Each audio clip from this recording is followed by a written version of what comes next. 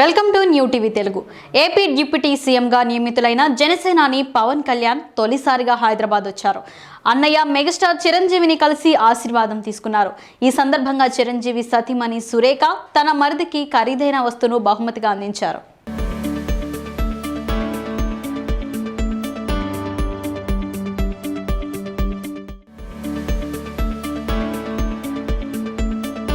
Andhra Pradesh assembly ఎన్నికల్లో super victory కొట్టి deputy CM బాధ్యతలు చేపట్టిన జనసేన అధినేత పవన్ కళ్యాణ్కు వదిన సురేఖ అపురూపమైన కానుక అందించారు.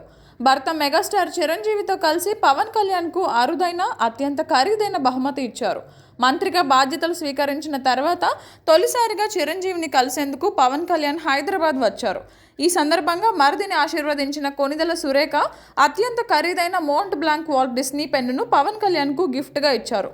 ఇక సురేఖ పెన్ను బహుకరిస్తున్న సమయంలో చిత్రీకరించిన వీడియోను ట్విట్టర్లో వేదికగా పంచుకున్నారు. సురేఖ స్వయంగా పెన్ను తీసి పవన్ జోబులో పెట్టారు. అది చూసి పవన్ తెగ సంతోషపడ్డారు.